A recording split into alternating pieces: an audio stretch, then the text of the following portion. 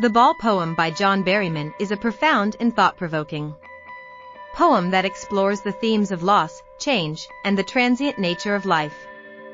It tells the story of a young boy who loses his beloved ball and experiences the harsh reality of impermanence. The poem begins with the boy's playful interaction with his ball, highlighting the joy and innocence of childhood. However, when the ball unexpectedly escapes his grip and rolls into the water, it becomes a symbol of loss and the inevitability of change. Through vivid imagery and descriptive language, Berryman captures the boy's raw emotions of grief and realization. The loss of the ball represents the loss of childhood innocence, as the boy gradually learns to accept the impermanence of life. Berryman skillfully employs poetic devices such as metaphors and personification to enhance the poem's impact. For instance, he compares the ball to a young man's fancy, emphasizing the transient nature of dreams and desires. In summary, the Ball poem is a poignant exploration of loss and the fragility of life. It serves as a reminder to cherish the fleeting moments of joy and innocence, while also embracing the inevitable changes that come along. This poem by John Berryman ignites a deep reflection on the human experience, leaving us with a sense of longing and appreciation for what is truly valuable in our lives. For a detailed explanation and analysis of this poem, you can watch the enlightening video uploaded by Ignited Minds Tutorials on their YouTube channel, which provides a comprehensive and insightful understanding of the Ball poem and its poetic devices.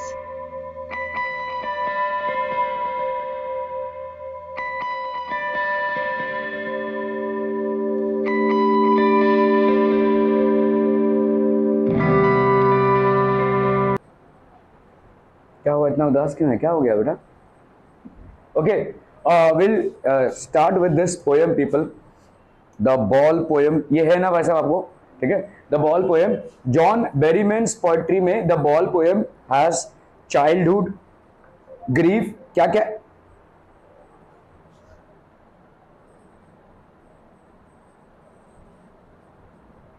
ठीक है, childhood, grief and the quest for innocence as it themes. तो अगर हम भाई साहब इसके theme के बारे में बात करें, जो इस पोएम का थीम है, John Berryman's poetry the ball poem has childhood, grief and the quest for innocence as it themes. The poem expresses the speaker's nostalgia. Nostalgia मतलब याद करना, ठीक है, नॉस्टैल्जिया मतलब याद करना. For those carefree innocent days, तो वो दिनों की बात है भाई साहब जब हम केयर फ्री थे, इनोसेंट थे, ठीक है. When he or she used to play with a ball, तो एक छोटे से बॉल के साथ जब हम खेलते थे बचपन में, ठीक है. When he or she used to play with a ball. The poem also explores themes of mortality and the inevitable loss of youth's unfettered joys as a result of growing up. तो भाई साहब कोई भी ऐसा इंसान नहीं होगा जो ये ना बोले कि बचपन के दिन भी क्या दिन थे, ठीक है. प्रॉब्लम ये है कि ये प्रॉब्लम कॉन्टेक्चुअल नहीं है, ये प्रॉब्लम बेसिकली साइकोलॉजिकल है, ठीक है. अगर आप इसको डीप एनालिसिस करें तो हम ऐसा क्यों ही बोलते हैं, जब बचपन था तब तो हम बड़े होने के लिए भाई साहब तड़प रहे थे, ठीक है, और जब हम बड़े हो जाते हैं देन वी विल सी अरे यार बचपन के भी क्या दिन थे, ठीक है. ऑलमोस्ट एवरीबडी रिमेंबर्स हिज और हर चाइल्डहुड, ठीक है, until unless it was an accident, ठीक है, until unless it was an accident. तो ये क्यों ही होता है, क्योंकि हमारा जो एवोल्यूशन हो रहा है, हमारे थॉट प्रोसेस में जो चेंजेस आ रहे हैं वो हमारे लाइफ को इवॉल्व नहीं कर रहे हैं, ठीक है. मतलब एवोल्यूशन, अगर आप देखोगे एवोल्यूशन की बात करें तो आपने हेरिडिटी एंड एवोल्यूशन में पढ़ा कि भाई साहब कैसे बंदर से इंसान हुआ, तो ये तो एक फिजिकल एवोल्यूशन है. एक बात होती है मेंटल एवोल्यूशन की, तो हमारा मेंटल एवोल्यूशन नहीं होता. ज़्यादा करके हम गाली देते हैं ना, बुढ़ा घूसट ऐसा बोलते हैं ना, तो मतलब जितना आप ग्रो अप करेंगे, जितना आप एज होंगे, उतना तो आपको और चेयरफुल होना चाहिए, है ना, उतना ही आपको और भाई साहब लाइफ के मजे लेने चाहिए, मतलब लाइफ आपके लिए और भी मैजिकल होना चाहिए. सो इसका मतलब लाइफ की पूरी प्रक्रिया में हम कहीं ना कहीं फेल हो रहे हैं in our thought processes. Understand this, ठीक है. आप हर समय ज़्यादा करके लोगों को देंगे यार बचपन के भी क्या दिन थे, तो इसका मतलब तुम अभी जो दिन बिता रहे हो वो बेकार दिन है as compare to your childhood. तो इसका मतलब तुमने अपने लाइफ को संवारा कैसे, तुमने तो उसको बिगाड़ दिया है, किसी ना किसी अटेम्प्ट से तुमने अपनी लाइफ को बिगाड़ दिया है। तुम सर्कमस्टेंसेस में हो फंसे हो, ऐसा नहीं है, तुम फंसे हुए हो, तुम्हारे कारणवश फंसे हुए, ठीक है। और जनरली हम ये देखते हैं कि वैसा बुढ़े लोगों के ऊपर हम बुढ़ा घुसाड़, ये तो अपना ही, ठीक है। तो अगर आप सच में ही अपने लाइफ में इवॉल्व होते रहेंगे तो with every passing year there will be a remarkable improvement in your thought process, you will grow like a flower, ठीक है। सो आप जब तक बुढ़े हो जाएंगे तब तक मतलब लोग आपसे आकर मिलेंगे, आपको इतना अच्छा बोलेंगे वो, ठीक है। सो बट हमारा प्रोसेस उल्टा चल रहा है, ठीक है। इसका मतलब हमारा एवोल्यूशन नहीं हो रहा है, ठीक है। It's a general thing, everybody feels that their life in during their childhood was a very peaceful life, a very healthy life, a very cheerful life. The importance of learning the ways to accept loss and keep on moving with life, ठीक है। So ये इसका theme है basically, wherein the poet is repenting the loss of the innocence that was there in the childhood, the loss of how his mind was connected to a ball, ठीक है। तो ये जो सारी चीजें थी इसको ये फील कर रहा है पोएट, ठीक है। The poet John Berryman, through his poem The Ball Poem, has described the reality of which everyone has to face one day, ठीक है। ये रियलिटी है, हमारे ग्रोथ का रियलिटी है। एक्चुअली में ग्रोथ नहीं है, ठीक है। हमारा जो मतलब थॉट प्रोसेस है वो और ज्यादा संकुचित होता जाता है, हम और ज्यादा स्वार्थी बनते जाते हैं, और जैसे जैसे जाता है तो वैसा ही होता है, ठीक है। तो हम बोलते तो हैं कि फिजिकल ग्रोथ हो रहा है, लेकिन अल्टीमेटली हमारा मेंटल ग्रोथ नहीं हो रहा है, ठीक है। We are not evolving as a flower evolves और एज एन एनिमल इवॉल्व्स, हमारे उसमें कोई चेंजेस नहीं आ रहे, ठीक है। So, which everyone has to face. He has touched the topic of how to stand up against the miseries and sorrows of life. तो हमारे जो miseries हैं on sorrows of life, तो पोएम का एक एस्पेक्ट आपका लॉस ऑफ इनोसेंस का भी है, और पोएम का एक एस्पेक्ट आपका ग्रीफ का भी है, ठीक है, लॉस सॉरोज का भी है। ये सारे आपके एस्पेक्ट्स हैं, ये पहलू हैं आपके पोएम के। The ball poem summary, the poet is talking about a little boy, ठीक है, who has lost his ball. तो बहुत छोटा सा और बहुत सिंपल सा एक कॉन्सेप्ट है कि एक बच्चे ने अपना बॉल खो दिया है, ठीक है, खेलते खेलते भाई साहब उसका बॉल खो गया है। He was playing with his ball, the ball skipped from his hand and went into a nearby water body. Ball के साथ खेल रहा था भाई साहब, उसके हाथ से छूट गया और नियर बाई वाटर बॉडी में चला गया। The poet says that this sight of the boy losing his favorite ball made him think about the boy and his reaction to this situation. तो द पोएट सेज, तो poet देख रहा है कि एक छोटा सा बच्चा है जिसने अपने बॉल को खो दिया, वो किसी वाटर बॉडी में चला गया है, ठीक है। The poet says that this side of the boy losing his favorite ball made him think about the boy and his reaction to the situation, ठीक है। He further says that the boy was helplessly looking into the water where his ball had just gone. तो वैसा वो देख रहा है, यार ये तो अभी पानी में चला गया, अभी क्या करें, ठीक है। तो सोच रहा है, उसका पूरा जो है तो वो उदास हो चुका है, ठीक है, अपने बॉल को वैसा खेल रहा था और अचानक से ये बॉल एक वाटर बॉडी में चला गया। So he is just looking at it, ठीक है, he is just looking at it. He was sad and was trembling. अरे तुमको कितना टाइम लगेगा, तुम्हारे पापा आए हुए हैं। He was sad and was trembling with fear. तो ये obviously sad हो जाएगा भाई साहब, and was trembling with fear। कैसे वैसा पानी में उतरे हम, ठीक है। He got so immersed in his sorrow, अपने दुख में इतना डूब गया था, that he kept standing near the harbor for a very long time and kept on looking for his ball, ठीक है। तो वैसा वो हार्बर मतलब वो जो आपका शोर है वहां पे बहुत देर तक खड़ा रहा और अपने बॉल को देखता रहा ऐसा, ठीक है। He was basically doing that. The poet says that he could console him that he might get new balls, or he could also give him some money to buy another ball. तो मतलब poet ऐसा था कि poet उसके पास जाकर बोल सकता था कि भाई एक काम कर, मैं तुमको पैसे देता हूँ, कोई दूसरा बॉल खरीद लो, लेकिन शायद ये कमी पूरी नहीं होती थी। उस बॉल के साथ वो इतना कनेक्टेड था, एक इनएनिमेट ऑब्जेक्ट है, लेकिन अपनी मासूमियत की वजह से उस बॉल के साथ वो इतना कनेक्टेड था कि उसका लॉस वो शायद बेयर नहीं कर पाता। This wouldn't have been the solution, ठीक है, okay. But he stops himself from doing so because he thinks that the money may bring a new ball but will not bring the memories and feelings attached to the lost ball, ठीक है। तो जिस तरह से वो इस ball से attached है, खेल रहा है, और जिस तरह से उसकी फीलिंग्स अटैच्ड है, वो वापस नहीं आएगा। He further says that the time has come for the boy to learn his responsibilities. Here the poet wants to say that now the boy will learn the toughest lesson of his life, ठीक है। The lesson of accepting the harsh realities of life that one day he will lose our loved ones and love things. तो एक ना एक दिन भाई साहब नुकसान होना ही होना है, ठीक है। एक ना एक दिन जो सारी चीजें हमारे पास हैं उनको हम खोने ही वाले हैं, ठीक है। तो this is the harsh reality of life. एक मिलता जुलता हिंदी में मैंने लेख पढ़ा था और ये भी इसी तरीके का इंटरेस्टिंग लेख था, लेकिन उसमें रिवेंज का लेख था। तो मतलब क्या है कि एक लड़का और एक छोटा सा लड़की, जो तो छोटे बच्चे हैं, दो भाई बहन हैं या जो भी हैं, ठीक है, ये रेत में खेल रहे हैं, समुंदर के रेत में खेल रहे हैं। तो लड़की भाई साहब एक कासल बना रही है, ठीक है, एक महल बना रही है रेत के ढेर से, ठीक है, और बड़ी मेहनत से उसने भाई साहब बहुत देर तक बनाया। लड़का इधर छोटा सा है, वो समुंदर में खेल रहा है ऐसे, ठीक है, समुंदर की लहरों से खेल रहा है, कभी वापस जा रहा है, ऐसे आ रहा है, वो ध्यान नहीं दे रहा ज्यादा ये क्या कर रही है। तो लड़की ने भाई साहब एक बहुत देर से एक बहुत बड़ा महल बनाया, रेत का महल बनाया, दरवाजा वरवाजा एकदम मस्त एकदम, ठीक है। और बनाने के बाद the first person that she approached to show her मतलब सक्सेस वाज दिस फेलो। तो उस बॉय के पास आती है, आया देख देख मैंने बनाया इतने अच्छे। तो बॉय आता है मस्त, अरे ये क्या बनाया तूने, बोल एक जोर से लात मारता है, सब तोड़ देता है, ठीक है। सो उस टाइम पे राइटर का ये था कि अभी अगर इस लड़की को बोला जाए कि देखो संसार तो जो है संगभंगुर है, ठीक है, क्षणभंगुर है, मतलब सब कुछ जो भी है आपका एक दिन चला ही जाएगा, तो क्या वो समझ पाती? नहीं, ठीक है, नहीं पाती। कोई साधु आकर इसको समझाए कि अगर भाई जो भी है तुम्हारा वो एक दिन नहीं रहेगा, तो क्या ही रेत का ढेर बनाया था, तोड़ दिया, छोड़ दो, जाने दो, ठीक है। अगर ये चीज आपको समझाया जाए तो क्या उस मानसिक अवस्था में वो लड़की इस चीज को समझ पाती? नहीं। तभी क्या करती है लड़की थोड़ी देर चुपचाप शांत बैठी रहती है, ठीक है। लड़का फिर से घूमने चला जाता है, खेलने चला जाता है, उसके लिए कुछ बड़ी बात नहीं थी, चुपचाप एकदम, मतलब उसका पूरा 2-3 घंटे का मेहनत उसने रेत में मिला दिया। So now she walks up to this boy, चल बनाते हैं, साथ में बनाते हैं, ठीक है, अब दोनों मिलकर एक बनाएंगे, बड़ा सा महल बनाएंगे। तो कैसे भी करके इस बॉय को ये कन्विंस कर लेती है कि चलो बनाते हैं, सारा मेहनत उसी से करवाती है, बना रहे, एकदम बन गया भाई साहब, एकदम बन गया। तो लगा बोला अरे वाह बड़ा अच्छा लग रहा है, अब ये लात मारती है, ठीक है। तो इट्स बेसिकली अ रिवेंज।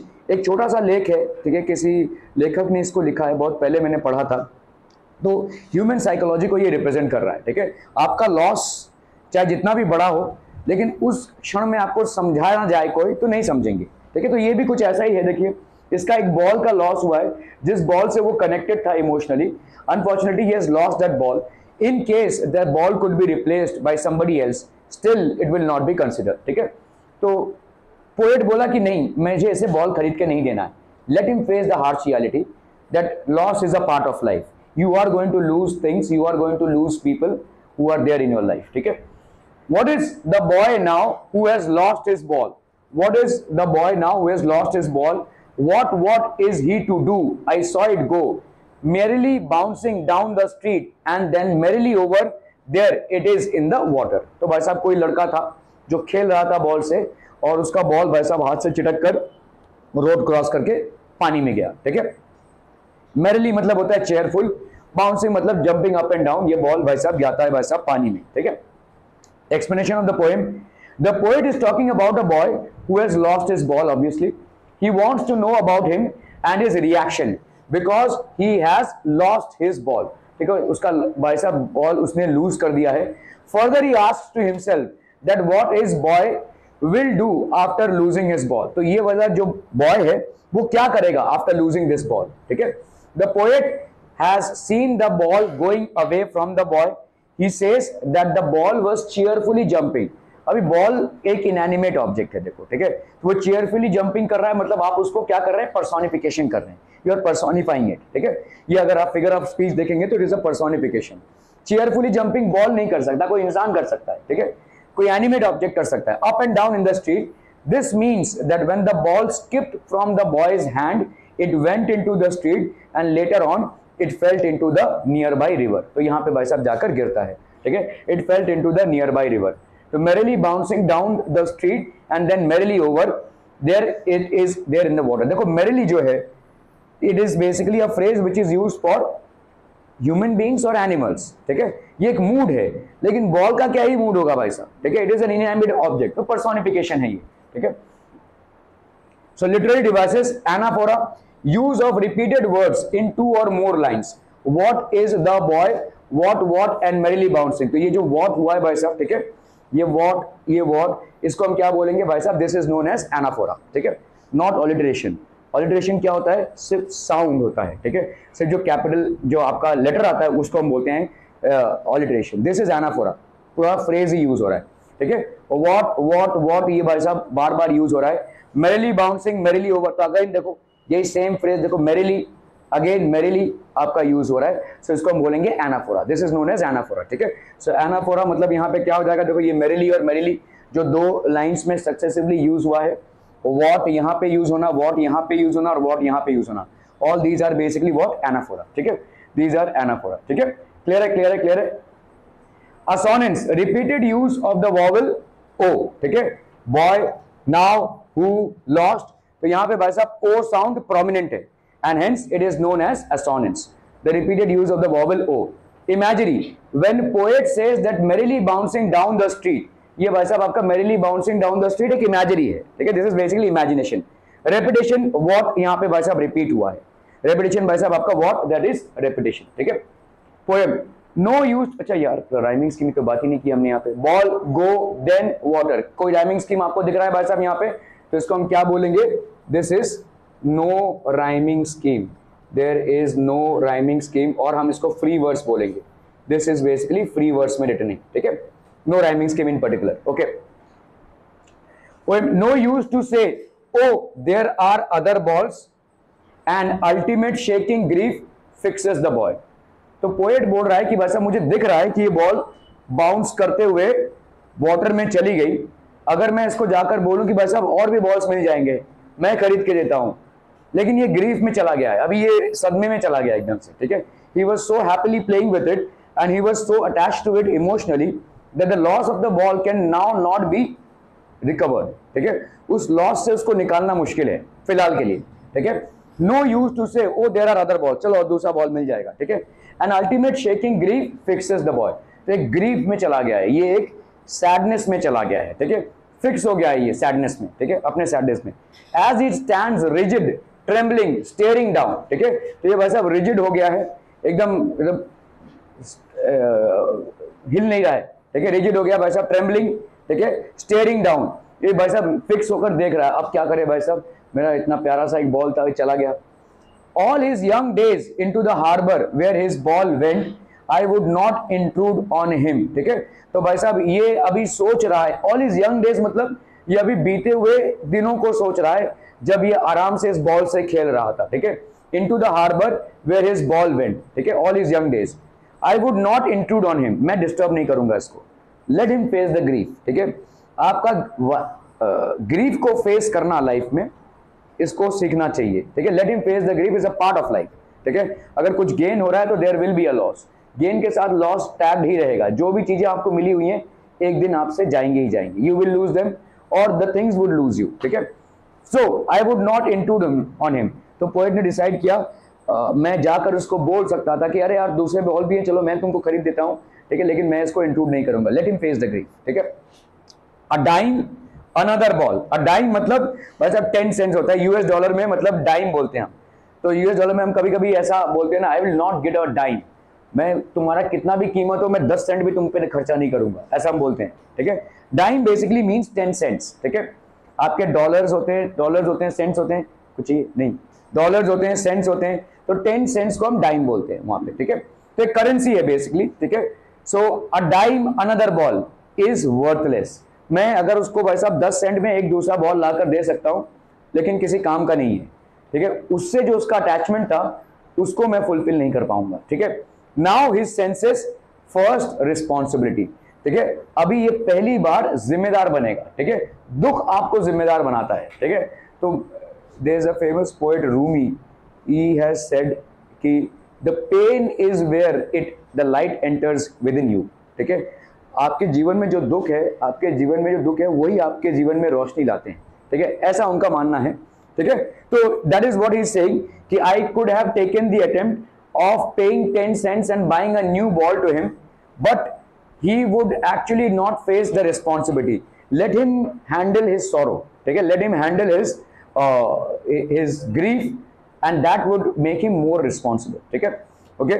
सो आपका grief मतलब हो गया भाई साहब sorrow, trembling मतलब ये कांप रहा था भाई साहब, इनटू मतलब इन्वेडर, वर्थलेस मतलब वैल्यूलेस, यूजलेस होता है, रिजिड हो गया भाई साहब ये एकदम, हार्बर, डॉक, पोर्ट, ठीक है, all his young days into the harbour where his ball went, ठीक है, तो ये अब रिमेंबर करेगा ये ऑल हिज यंग डेज, ठीक है। Explanation of the passage, the poet says that there is no benefit of consoling the boy. Consoling the boy मतलब क्या होता है भाई साहब, कंसोल आप किसको करते हैं, जो दुख हो, दुखी आत्मा हो, ठीक है, उसको आप कंसोल करते हैं। तो पोएट बोल रहा है कि भाई साहब there is no point in consoling the boy, इसको कंसोल करके अभी कोई फायदा नहीं है, that he will get another ball because he has other balls too, ठीक है, तो आप आराम से कोई दूसरा बॉल भी मिल सकता है, कोई और बहुत बड़ी कीमती चीज नहीं है ये, ठीक है।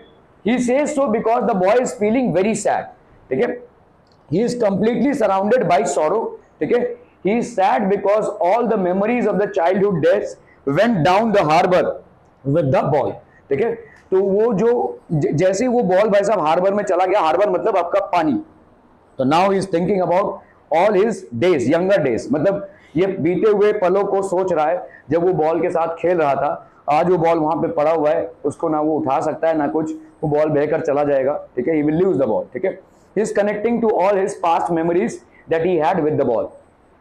Here the poet says that the ball is very sad as the ball which has now gone into the water reminds him of those sweet memories of the time when he owned it, ठीक है, तो वो जो sweet memories हैं जब the time that he owned it, वो सब सोचने लगा भी, ठीक है।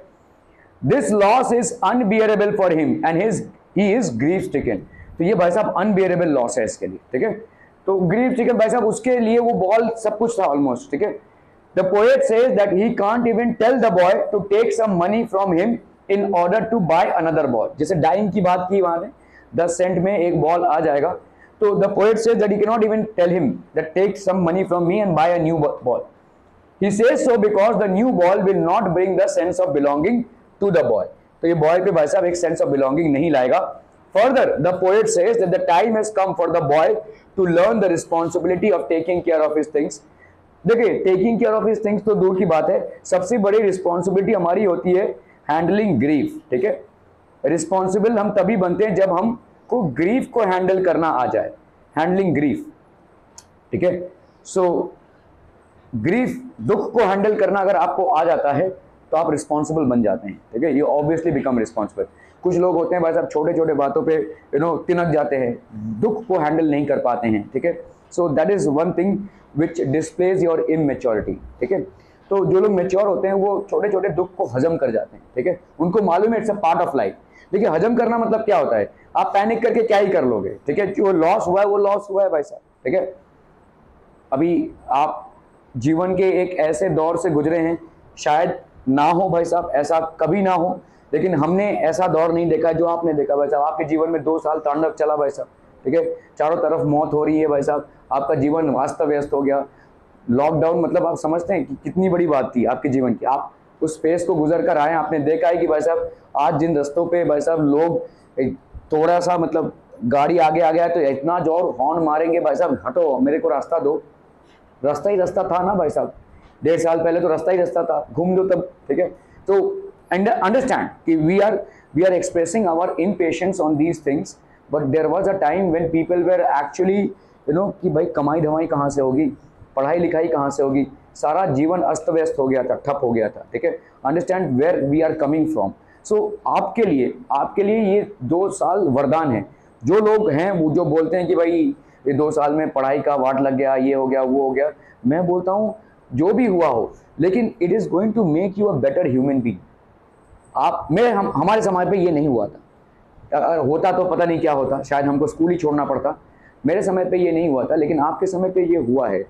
ये आपको एजुकेशन वाइज आपको बैकवर्ड किया है कि नहीं मुझे नहीं मालूम, जिनको पढ़ना रहता है वो पढ़ नहीं लेते हैं कैसे भी, लेकिन आपको लाइफ की सीख इसने बहुत अच्छी दे दी है कि ऐसा भी समय आ सकता है जब रास्ते में एक इंसान ना हो, ऐसा भी समय आ सकता है जब आप घर से बाहर ना निकल पाए, ऐसा भी समय आ सकता है जब आपका लाइफ पूरा अपसाइड डाउन हो गया हो, दहशत में हो लोग, जीवन मरण का सवाल हो, ठीक है। मेरा घर थोड़ा सा हाईवे के पास है और ये मतलब हाईवे में उस टाइम पे ज़्यादा करके एम्बुलेंस हर 4 या 5 मिनट में, डेल्टा जब आया तो मुझे हर 5 मिनट में एम्बुलेंस का सायरन सुनाई देता था, वो चाहे रात में सो रहा हूँ या भाई साहब जगा हुआ हूँ। और ये मेरे लिए एक टाइम पे बहुत डिस्टर्बिंग होने लगा।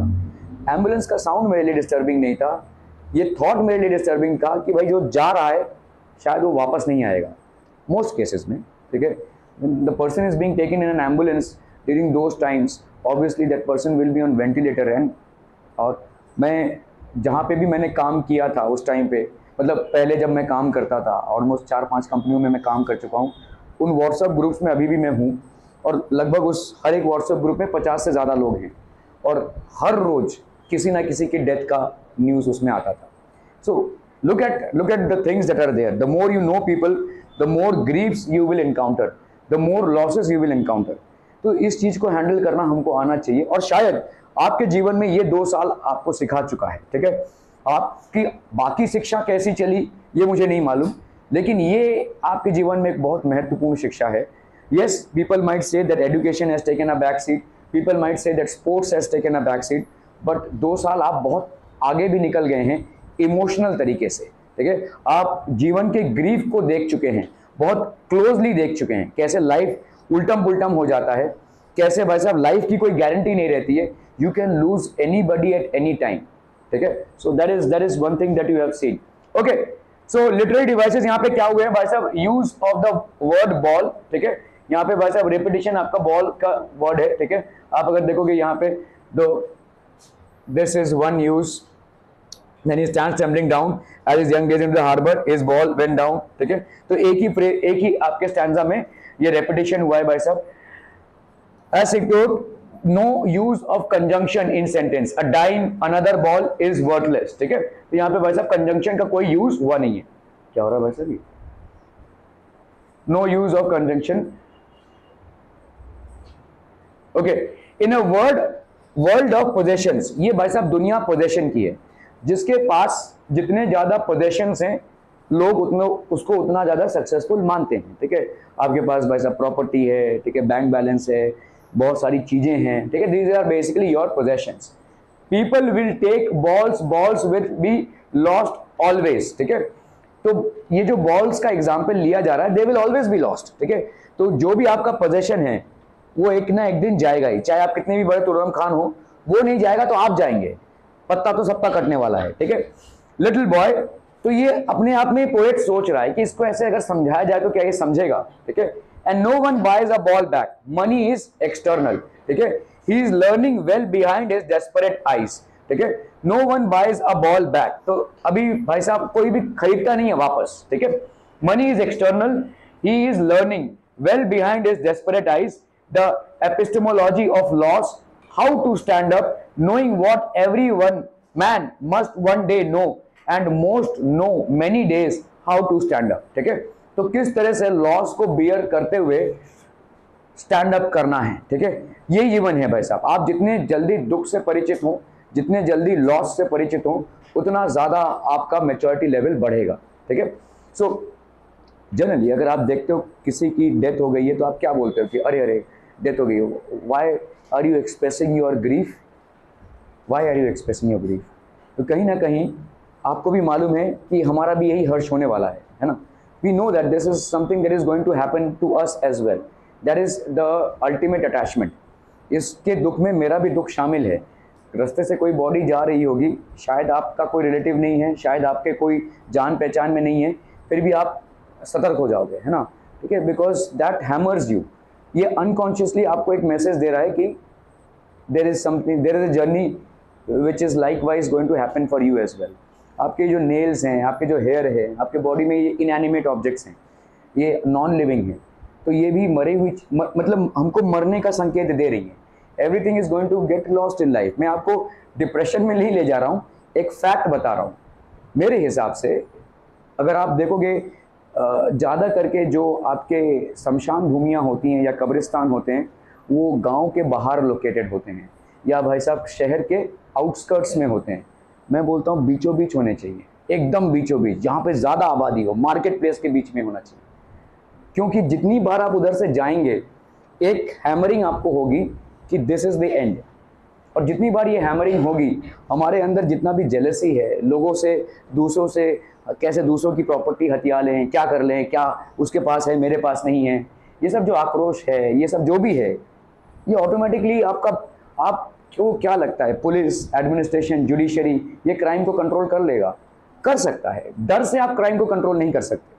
जिसको करना रहेगा ना, वो कैसा भी करके दांव पेच करके क्राइम कर ही लेगा, ठीक है। अंदर इंटरनल अगर चेंजेस आएंगे तो क्राइम को कंट्रोल करना ज्यादा आसान होगा। और ये चीज अगर ये जो कब्रिस्तान है या ये जो शमशान भूमि है, अगर ये बीच में होगी तो ये हमारे माइंड को हैमर करेगा कि this is what is the end. आप कितना ही बड़ा महल बना लो, कितना ही किसी को लूट लो, अंतिम यात्रा तो यही है भाई साहब। तो काहे का भाई साहब ये रोष पाले और काहे की ये jealousy. I think this will be a better change. हमारा सोसाइटी का सेटअप यही है कि हर समय इन चीजों को बाहर रखा जाए, गांव के बाहर रखा जाए, आउटस्कर्ट्स रखा जाए। But may be grief itself will, जितनी बार हम देखेंगे किसी लाश को जलते हुए, शायद उतनी बार हमारे माइंड में वो हैमरिंग भी होगी कि दिस इज द एंड, ठीक है। Okay, so is learning well is desperate, I that is what is saying कि knowing what every man must one day know कि everything is going to get lost by him, ठीक है। So सब कुछ खो जाएगा एक दिन, that is the grief, ultimate grief, ठीक है। पोजेशंस मतलब आपके ओनरशिप, जो भी आपके भाई साहब घर है, बैंक बैलेंस है, ठीक है, जो आपके कार है, ये है, सारे आपके पोजेशंस है, ठीक है। External here things with which feelings are not attached. So external है हियर थिंग्स, मतलब money is external, money is external बोला गया यहाँ पे, मतलब जिसके साथ भाई साहब फीलिंग्स अटैच नहीं है, feelings are not attach to it, ठीक है। डेस्परेट मतलब आप होपलेस हो जाते हैं, ठीक है। जब इंसान को आपके जीवन में से आप इंसान को लूज होते हुए देख रहे हैं, चीजों को लूज होते हुए देख रहे हैं, देन यू बिकम डेस्परेट, ठीक है, hopeless. Epistemology, the Greek word episteme means knowledge, ठीक है। तो आपका भाई साहब यहाँ पे नॉलेज, ये आपको सबसे बड़ा नॉलेज देता है। यही मैं आपको बोल रहा हूँ, आपके जीवन के ये 2 सालों ने आपको बहुत बड़ा नॉलेज दिया है, जो शायद हमारे मैन्युफैक्चरिंग में नहीं हुआ है, ठीक है। हमने देखा है आपके साथ, लेकिन आपने उम्र के जिस पड़ाव में इन 2 सालों की दहशत देखी है, वो हमने नहीं देखा है, ठीक है। मतलब आप शायद हमसे एटलीस्ट आईक्यू के लेवल पे या ईक्यू के लेवल पे काफी आगे निकल जाएंगे इन 2 सालों का दहशत अगर आपको रिमेंबर होता है तो, ठीक है। सो that is what I am saying, मतलब हमारा जो परवरिश था उसमें ऐसा घटना घटा नहीं, ठीक है। आपके जीवन में ऐसी घटना घटी है, and I think that itself will be a big हम बोल सकते हैं आप कम से कम हमसे बहुत आगे निकल जाएंगे। Okay, explanation of the passage above. Here the poet says that the boy has to learn that in this materialistic world many of his belongings will be lost. He personifies the ball as his belongings. तो मतलब इसके लिए यही belonging है ना भाई साहब, ठीक है। आप इसके लिए सोना चांदी पैसा ये सब कुछ यही है, ठीक है।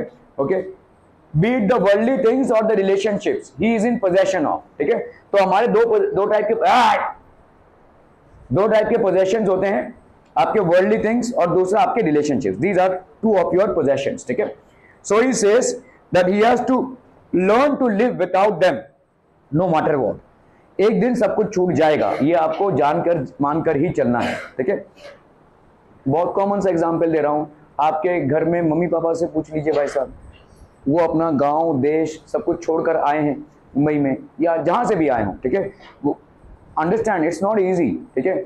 आप अभी यहाँ पे रह रहे हैं, आपको अचानक भयानक में बोला कि कल पैकअप करो बैंगलोर जाना है, चले भी जाएंगे आप, 1-2-3 महीने आपको इतना होम सिकनेस फील होगा कि मतलब कैसे ही करके चले आए, ठीक है।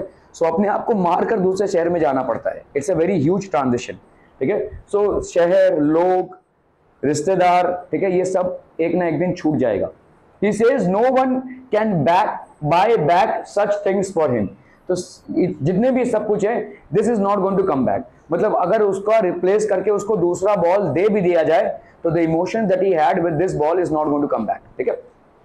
The poet said so because according to him money can't buy you everything, if it does buy you some materialistic things still it will not be able to buy the sense of belongingness. तो मतलब पैसों से अगर इसको नया ball दे भी दिया जाए तो भी इसका वो जो पुराने बॉल के साथ अटैचमेंट था वो वापस नहीं आने वाला, ठीक है। That is not going to come back, so nobody can buy that, ठीक है। बिलोंगिंगनेस वो नहीं आएगा, वो रिलेशनशिप स्टैब्लिश नहीं होगा, ठीक है। That is what the poet is saying कि हमको लगता है money is the answer of everything. Yes it is, हम इसको डिसरिगार्ड नहीं कर सकते। Yes for most of the things money is the answer, but is it the answer for everything? No, क्योंकि यहाँ पे मनी का एग्जाम्पल लिया गया कि अगर उसको पैसे देकर एक नया बॉल दे भी दिया जाए, स्टिल उसका ध्यान उसी पे रहेगा क्योंकि उसके साथ उसका अटैचमेंट हो चुका था। तो आप सोचिए एक इनएनिमेट ऑब्जेक्ट के साथ हमारा अटैचमेंट इतना स्ट्रांग हो जाता है कि मनी उसको रिप्लेस नहीं कर पाता है, तो एक एनिमेट ऑब्जेक्ट के साथ एक इंसान के साथ हमारा कितना ही अटैचमेंट होगा। ठीक है, ओके। ही सेज, और इसी अटैचमेंट पे तो आप अगर देखिए भाई साहब, आप ये जितने भी आपके हॉस्पिटल्स हैं, जितने भी आपके मेडिकल केयर यूनिट्स हैं, ये इतना पैसा क्यों छाप रहे हैं? इनको मालूम है कि लाइफ से ज़्यादा प्रेशियस कुछ नहीं है। कोई भी अपने सगे संबंधी को बचाने के लिए लास्ट अटेम्प्ट तक जाएगा, अपने पॉकेट में भाई साहब लास्ट पेनी तक खर्चा कर डालेगा वो। ठीक है, और मतलब फिर वो देखेगा नहीं, पूरी देखेगा। मेरी कोई गाड़ी खराब हो गई है भाई साहब, मेरे को वो मैकेनिक अगर बोलता है कि भाई साहब 1 लाख रुपए लगेगा इसको बनाने के लिए, मैं बोलूँगा रन नहीं चाहिए। ठीक है, दूसरी कोई गाड़ी देख लूँगा भाई साहब, या तो उसको छोड़ ही दूंगा, मैं पैदल ही चल लूँगा भाई साहब। लेकिन अगर कोई आपका सगा संबंधी अगर बीमार है और हॉस्पिटल में है और बोल रहा है कि भाई साहब 5 लाख रुपए लगेगा, तो आप कैसा भी करके उसको करेंगे। सो that is how many changes it's value. ठीक है, तो यहाँ पे आपका मनी आप बाय सेंस कर सकते हैं, बट लेकिन बिलोंगिंगनेस नहीं होगा। He says that the boy is learning how to stand up against the sense of lost things, and that's the reason he is not intruding. Intruding का word यहाँ पे use हुआ है। Intrudence means बीच में हस्तक्षेप करना। तो let the boy learn, ठीक है, let him learn from the grief of his loss, ठीक है, that's what he is going to learn and pile up as a knowledge, ठीक है। This means that the boy is trying to learn the real truth of life, which states that you have to accept the miseries of life and stand up again. तो ये आपको accept करना पड़ेगा and you have to stand up again. This is the truth which everyone has to learn in his or her life. The harsh truth of standing up against the odd miseries of life that everyone has to bear. तो miseries रहेंगी life में, gain है loss होगा, ठीक है, profit है loss होगा भाई साहब, ये होगा ही। ये एक ही सिक्के के दो पहलू हैं। जीवन है तो मृत्यु होगा, ठीक है। किसी ने जन्म लिया है तो जिस दिन उसने जन्म लिया है उसके दूसरे साइड पे लिख दिया कि भाई साहब ये मरेगा भी, ठीक है। तो ये साथ में ही आता है। This is a combined package, कोई एक तरफा पैकेज नहीं है, ठीक है। लिटरेरी डिवाइसेस क्या यूज है भाई साहब? Alliteration, use of sound B at the start of 2 consecutive words, buys a ball back, ठीक है। तो आपका भाई साहब यहाँ पे देखो बी बी बी ये यूज हुआ है, that is basically poetic device alliteration. Assonance, use of vowel sound e। देखो जब हम पोएम को पढ़ते हैं ना, तो पोएम को हम ग्रामर के कॉन्टेक्स्ट में नहीं पढ़ते हैं। पोएम में सेंटेंसेस आप देखोगे टूटे फूटे रहते हैं, पता नहीं किस कॉन्टेक्स्ट में रहते हैं। They are not grammatically correct most of the times.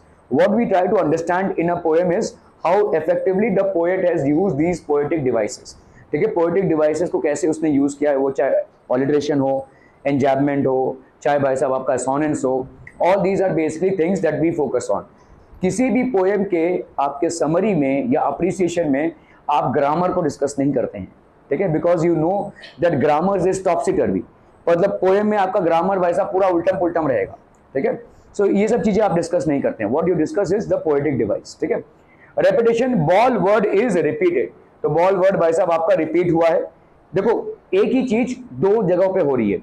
The ball word जब आप कंसिडर कर रहे हो तो आप उसको रेपिटेशन बोल रहे हो, और बॉल का जब से बी कंसिडर कर रहे हो तो आप उसको क्या बोलोगे? ऑलिटरेशन।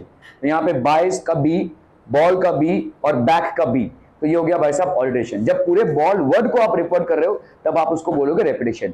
Repetition is basically a word और a phrase that is repeated, ठीक है, okay. Rhyming scheme, there is no rhyming scheme followed in the poem, so it is written in free words, ठीक है। कोई राइमिंग स्कीम भाई साहब poem में नहीं है, it is written in free words. अरे बाबा ये तो खत्म हो गया रे बाबा। ओके, सो एक शॉर्ट सा पोएम है, और इस शॉर्ट से पोएम में एक बच्चे ने बॉल को लूज किया है, और पोएट के पास, पोएट देख रहा है, वो एकदम खड़ा हुआ है भाई साहब, देख रहा है अरे उसका बॉल चला गया है।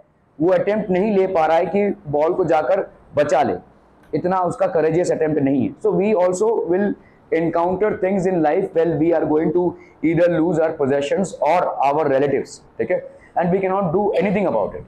जितना भी हम उसको बचाने की कोशिश करें लेकिन हम कुछ कर नहीं सकते, ठीक है। सो वी, और पोएट के पास ये अपॉर्चुनिटी भी थी कि वो जाकर भाई साहब एक दूसरा बॉल उसको खरीद कर दे देता था, लेकिन दूसरे बॉल का खरीदना क्या उसके लॉस को रिप्लेस कर पाता था? नो, ठीक है, it wouldn't have replaced the loss that he has gone through। So poet said it would be a wiser decision for me to stay back and watch or let him alone be with his grief, ठीक है। ज्यादा करके लोग भाई साहब लोगों को grief में कंसोल करने की कोशिश करते हैं, ठीक है, तुम क्या ही कंसोल करोगे, ठीक है, how will you console a person. एक किसी के फैमिली में डेथ हो गया है या कोई लॉस हो गया है, लोग आकर भाई साहब अपना सांत्वना प्रकट कर रहे हैं या उसको भाई साहब कंसोल कर रहे हैं, how would you console that person. आपका कंसोलिंग तो झूठा ही है ना, हाँ ये तो होता है, अभी क्या करें, जीवन है, ये है वो है, ये आपका कंसोलिंग झूठा है। यही चीज आपके साथ होगा भाई साहब तो आप मतलब चीख चिल्ला के रोगे, है ना। जो कंसोलिंग आपका झूठा है, लेकिन कभी कभी लोग कंसोलिंग गेन करने की कोशिश करते हैं, ठीक है, सिंपैथी गेन करने की कोशिश करते हैं, that is basically something that happens. तो लाइफ का लॉस या भाई साहब प्रॉपर्टी का लॉस, इट इज इनएविटेबल, ये होगा ही होगा, ठीक है। Whatever is there in our possessions is going to get loss some day और the other, this is inevitable, ठीक है। How to deal with it is your maturity, ठीक है। आप किस तरह से, और जितना आप लॉसेस से डील करना सीख जाएंगे लाइफ में, उतना ही आप स्टेबल हो जाएंगे, ठीक है। A stable person or a mature person is the one who knows how to handle himself in case of a loss without being overreactive or without going on a panic mode। अगर वो person loss को handle कर सकता है तो उसका मतलब उसको मालूम है कि जीवन नश्वर है, ठीक है, it's going to be a loss at the end for everyone. So that's a mature expression, ठीक है, it's a very mature expression and comes from a very deep down realization that all of life is a loss, ठीक है। अब पूरा life जो जी रहे हैं, it is going to be a loss, ठीक है। Everything that you have in your possession और you call it as your own is going to be lost in some way और the other. So it's a very clean and simple poem in which with an example of a boy who has lost his ball and is actually very sad about losing it and cannot do anything about it. The poet chooses not to disturb him, not to intrude him by buying him a new ball or consoling him. So the poet allows him to be in his own state of grief, ठीक है, own state of loss। और हमारे बच्चों के परवरिश में भी यही होना चाहिए। मैं बोलता हूँ ना कि जब लॉस हुआ है, हर बच्चा कभी ना कभी दुखी होता ही है, उसको छोड़ दो, उसको छोड़ दो। पेरेंट्स ये इससे आप उसको और वीक बना रहे हैं। Late him face his loss, चाहे कैसा भी लॉस हो, किसी ने गाली दे दी या किसी से झगड़ा हो गया या किसी से, लेट हिम हैंडल इट। आप जितना उसको छोड़ देंगे ना, उतना ही वो अपने आप में वैसा स्ट्रांग होता जाएगा। He will know how to handle himself. Problem क्या होता है कि हम बच्चों की परवरिश में ज़्यादा करके छोटे छोटे चीज़ों में, और किसने तुमको डांटा बेटा, चलो जाकर फाइट कर दिया उसके साथ, किसने भाई साहब आप क्यों दुखी हैं भाई साहब, ये लीजिए दूसरे लीजिए। हम उनको ना कंसोल करके उनको हैप्पी करना चाहते हैं। क्यों करना चाहते हैं? Why do we let them see when it's a time to be happy, let them be happy. When it's a time to be sad, let them face sadness as well, because they have to face sadness. कल को जब यही बच्चे नौकरी करने जाएंगे और शहर से बाहर जाना पड़ता है, अकेले रहना पड़ता है, then they will have to face a lot of challenges, और तभी आप नहीं रहेंगे इनके साथ। तो let them face from a very early childhood। जितना ये अपने दुख को हैंडल करने में सक्षम हो जाएंगे, the more stronger they will be, they will emerge out to be more stronger। वो अपने आप ही चीज़ों को हैंडल करना सीख जाएंगे, अपने आप ही उनके अंदर मैच्योरिटी इंस्टॉल हो जाएगी, और हम इस चीज़ को होने नहीं देते हैं। ये हमारा ओवर केयरिंग पेरेंटल एटीट्यूड है, विच टेक्स नोवेयर, ठीक है। हम सोचते हैं कि चलो भाई साहब उनको भाई साहब कंसोल करके, उनको खुश करके हम उनके ग्रीफ को मार रहे हैं। ग्रीफ मरता नहीं है, इलोंगेट हो जाता है, उसका असर कम हो जाता है, लेकिन झेलने दीजिए, ठीक है। Let them face it. So that is all about the poem people. Just 1 minute. भाई साहब